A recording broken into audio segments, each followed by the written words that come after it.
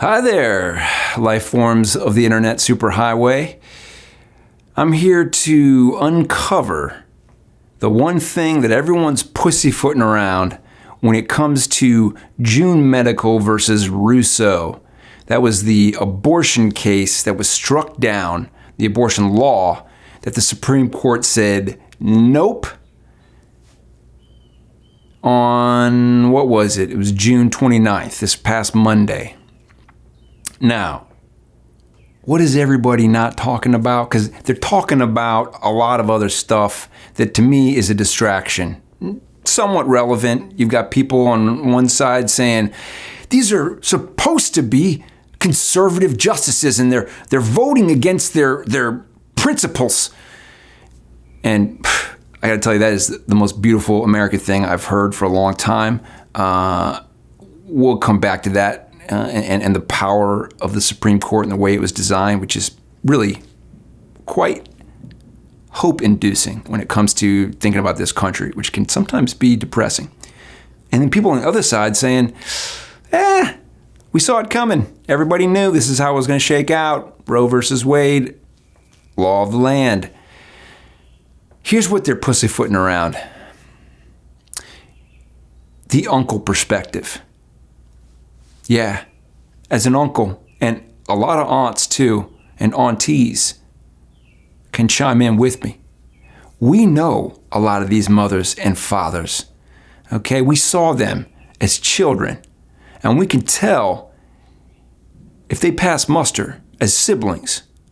And some of them, if they can't make these basic hurdles, we really need to be asking, is parenting right for you?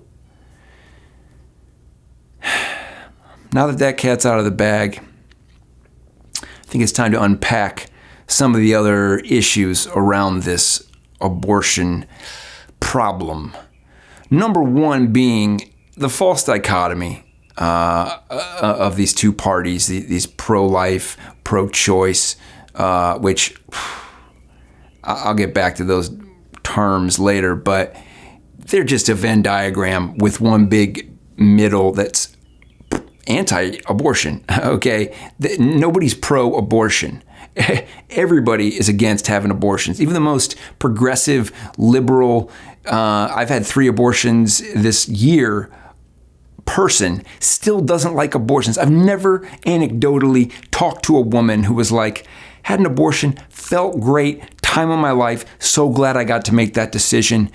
Yes, there's relief, at unintended pregnancies and partners that they didn't want to deal with, but the honest truth is that no one wants it. And you could Google it, you'll find many quotes from people on both sides of the aisle. We're actually all on the same page in that respect. Abortion is not a desired outcome, okay? And how do you just look at the numbers.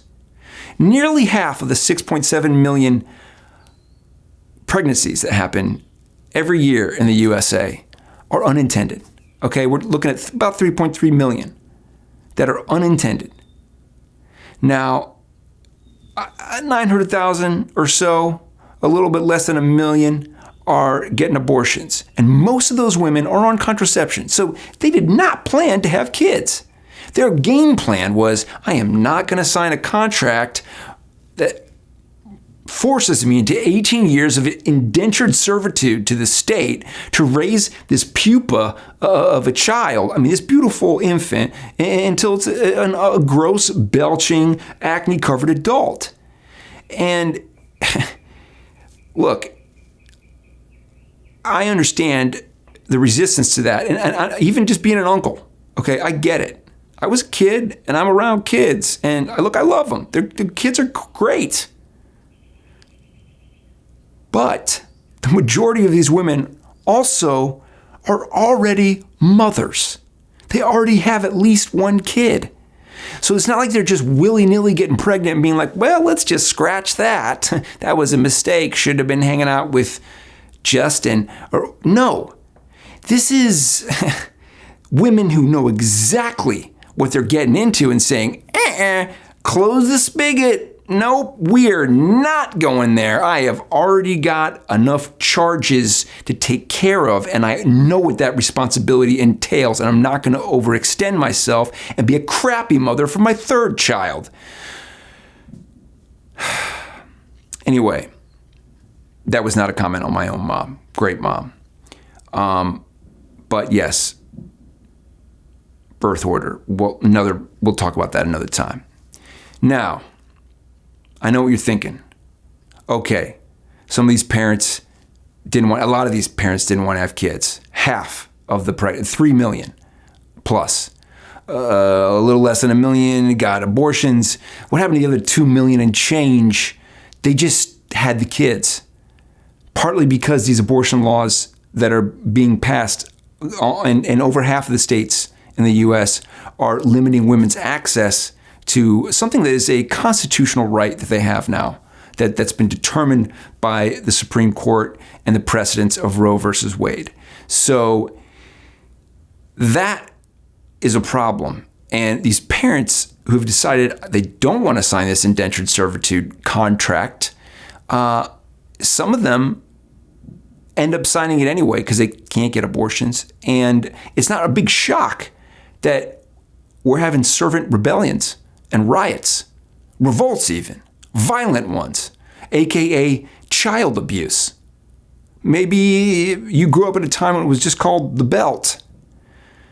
I don't think it's a great product, okay? And if we can get down to these terms and the people who are trying to establish that they're morally right around this issue, there's misnomers being tossed back and forth. Pro-life is a misnomer.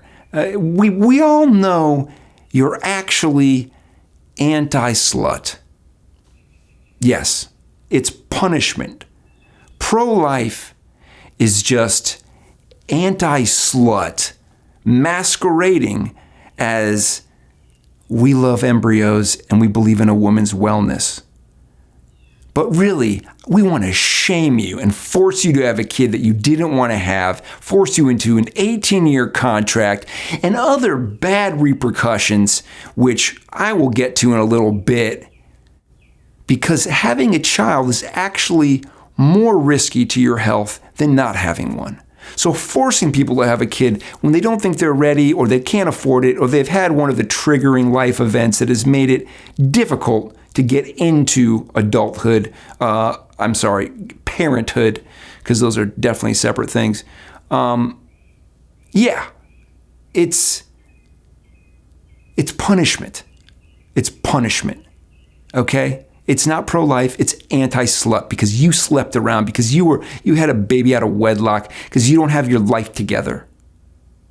It's punishing people who are too poor to afford to go somewhere to get a private abortion in a state where it's illegal, or to go to a state, where it costs money to fly a jet and get a legal abortion. In terms of pro-choice, folks, also a misnomer. Everybody's pro-choice, but in a way that no one really cares. Okay, choices are freaking overwhelming. I mean, there's already too many damn choices everywhere I go. Too many different types of batteries, too many different types of cereals, too many different types of bananas. Okay, we don't need more choices. Pro-freedom is what these people are actually about. They're about the freedom to decide what it is they want to do with their bodies. But they've locked into this stupid misnomer, which is about liberty, which is what this country is really about. And when people try to step on your freedoms as an American, we know that that is anti-American behavior. I expect to see a lot of Second Amendment comments below. Now, how do we know 100% that these heartbeat bills and these access control bills, these bills that are trying to slut shame and humiliate women into not having sex before marriage and not getting pregnant and not being slatterns and whores, how do we know that these are actually punishments? Well, I argue this. If you look at the Jim Crow laws that came after the 13th Amendment, which abolished slavery, you see that what they did is they brought back the oppression and the punishment and the sucking up of people's wealth and the crushing down of their opportunities and freedoms that were all a part of slavery, and they just made them a part of regular American life, mostly in the South. There was also Jim Crow in the North too. But that's what these Jim Crow laws did. And these Trim Crow laws, they take something that was like the 13th Amendment, a granting of freedom of liberty. The Roe versus Wade decision granted women the legal access, the freedom to choose to have an abortion if they wanted. And these Trim Crow laws say, actually, we're going to crush down and oppress you and give you less opportunity, control your choices, not give you the access that you legally have access to, or force you to pay a lot more money, so to make it extremely difficult to succeed. And on top of that, if you look at the states that have adopted them, the 15 states that make up the Confederacy, the ones who created the Jim Crow laws and who revolted against the 13th Amendment in doing so, are the exact same ones that have passed these Trim Crow laws, which are revolting against the freedom that Roe versus Wade grants to all Americans. And they're crushing and stomping down on people's liberty. It's exact same states.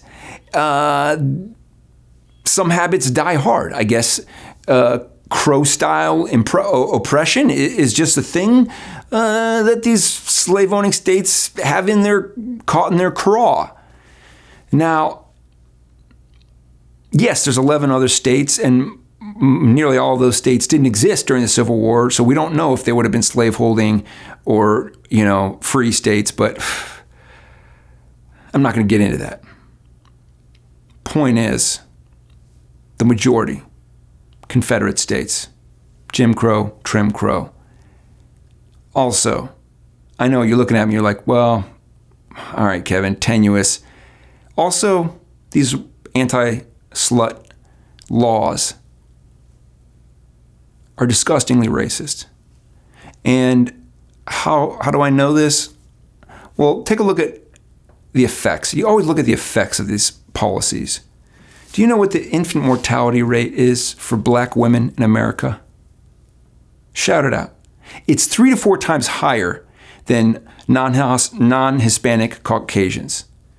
So that means that pregnancy is 3 to 4 times more likely to be a death sentence for black families. Black babies dying.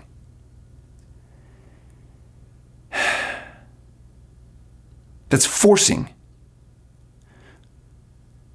black women into a lethal situation because you're cutting down their opportunity, their freedom. You're destroying their freedom to choose otherwise. You are killing black families. And that is the most racist thing you could possibly do.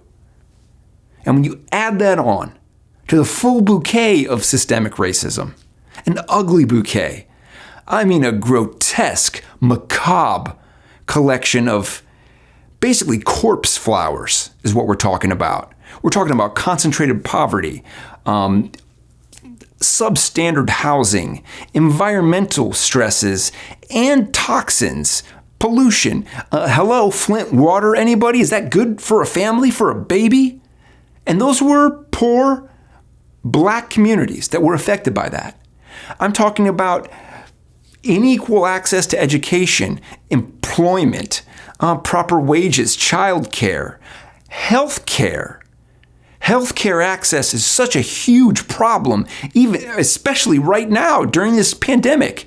This COVID crisis, 2.5 times more black people are dying from COVID than white people because they're having unequal access to healthcare and because they're dealing with bias in healthcare and the vestigial wings and the inheritance of the racism of our recent past and of our current existence and the laws that are currently in play.